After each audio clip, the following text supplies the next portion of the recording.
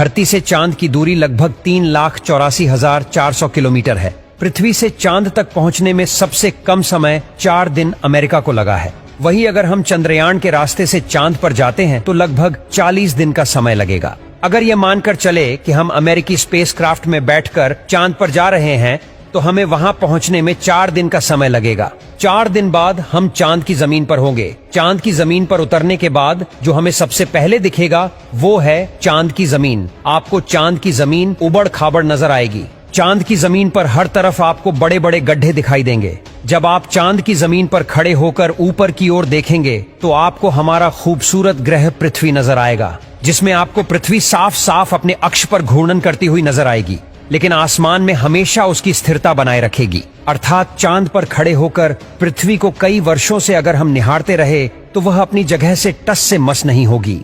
चांद का गुरुत्वाकर्षण पृथ्वी के मुकाबले 6 गुना कम है, यानी चांद की जमीन पर जाने के बाद हमारा वजन 6 गुना कम हो जाएगा। यदि पृथ्वी पर आपका वजन 60 किलो है तो चांद की सरफेस पर आपका वजन केवल 10 किलो ही रह जाएगा। यानी चांद की जमीन पर उतरने के बाद आप अपने आप को काफी हल्का महसूस कर रहे होंगे। आप इधर उधर आसानी से उछल पाएंगे।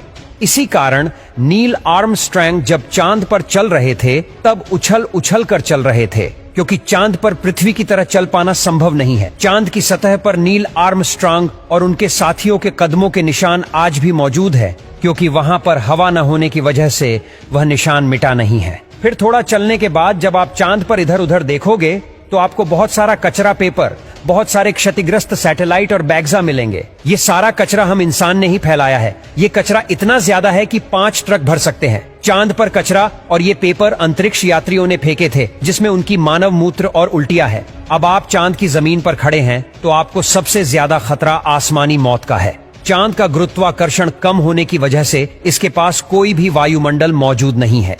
वायुमंडल की नामौजूदगी के कारण वहां पर रहने वालों के लिए उल्का पिंड से मरने का खतरा लगातार बना रहता है। यानी आप चांद पर खड़े हैं और पता नहीं कब एक बड़ा पत्थर आसमान से गिरकर आएगा और आपकी मौत वहीं पर हो जाएगी। यही वजह है कि पृथ्वी से देखने पर जो चांद पर काले धब्बे दिखाई देते हैं, असल में वे धब्बे नहीं, गड्ढे हैं, जहां पर सूर्य की रोशनी नहीं पहुंच पाने की वजह से वो धब्बे नजर आते हैं। सूर्य के बाद आसमान में सबसे ज्यादा चमकने वाली अगर कोई चीज है तो वो है चंद्रमा। जब हम पृथ्वी से आसमान की तरफ देखते हैं तो हमें नीला दिखाई देता है, लेकिन जब चांद से आसमान की तरफ देखेंगे तो हमें नीला नहीं बल्कि काला दिखाई देगा। यानी आप जब भी ऊपर आसमान की तरफ देखेंगे तो आपको लगेगा कि आप काले आसमान की दुनिया में आ गए हैं। अब चांद पर खड़े होकर आप बहुत बोरिंग फील कर रहे हैं और हम मजाक नहीं कर रहे।